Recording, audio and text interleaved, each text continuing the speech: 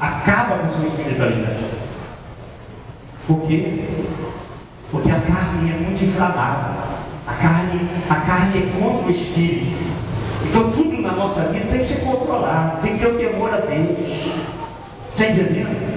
Eu fico triste quando eu vejo dois jovens cristãos numa garra, aquela beijação, aquela coisa melosa, melenta, às vezes em público. Isso é muito feio, horrível isso. Não estou falando que você não deva beijar sua namorada, sua noiva, não é isso.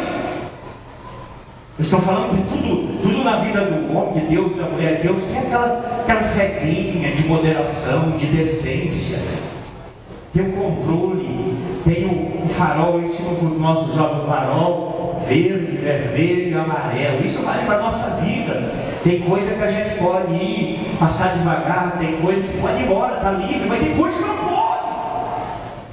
Nós temos que ter controle. E Davi perdeu isso tudo. Quando Davi manda chamar aquela mulher, ele não quis saber se a mulher era a mulher do melhor general que ele tinha. Ele pegou a mulher e botou na sua cama. Davi foi, depois, antes do seu filho Salomão, Davi foi o homem que mais teve esposa em Israel. Depois só o seu filho Salomão. Davi tinha centenas de mulheres. Ele escolhia. As mulheres de Davi eram tudo vivos, eles se aliviaram ao seu palácio. E ele foi cobiçar aquela mulher. Ele cobiça aquela mulher.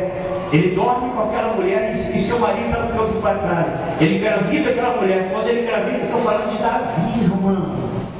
Eu estou falando do homem que trazia no seu sangue, na sua história, a genealogia do meu Salvador. Eu não estou falando de nós. Eu estou falando de um homem com muito mais estrutura do que nós, com muito mais história do que nós. E aquele diz a Bíblia que aquele homem, ele pecou, e quando ele pecou, ele quis encobrir o seu pecado. Ele mandou então o seu general maior colocar aquele general na linha de frente para que ele morresse. E ele morreu. Então quando ele morre, o que acontece? Acabou o problema, porque o homem morreu.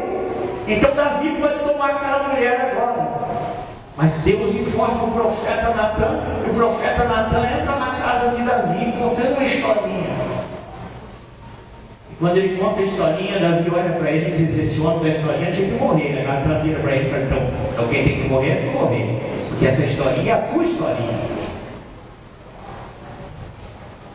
E aí Davi se desmancha, porque tem um momento que a nossa estrutura humana se desmancha diante de Deus.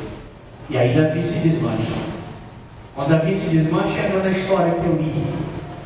A história que eu li é que Natan saiu da casa de Davi, depois da longa e extensiva conversa do pecado de Davi. Natan, grande profeta, sai da casa de Davi e vai para a sua casa. Quando ele vai para a sua casa, a criança tinha acabado de nascer, a filha do adultério. E a criança é ferida por uma enfermidade. E o profeta tinha avisado Davi, você não vai morrer, mas todo o erro do seu pecado, seus filhos vão pagar. E a criança é ferida de morte. Diz a Bíblia que Davi, ele jejua durante 7 dias, não come, ele jejua. E ao 7º dia a criança morreu. E quando a criança morreu, Davi então se levanta no seu jejum, assusta todo mundo, e ele recita uma das palavras mais sábias da Bíblia. Enquanto ela vivia, eu jejuava para que Deus tivesse misericórdia. Depois que a criança morreu, não precisa mais disso. Por quê? Porque uma verdade é verdadeira e certa. Eu irei ao mundo dela, mas ela nunca mais voltará ao meu mundo. Agora deixa eu te dizer uma coisa.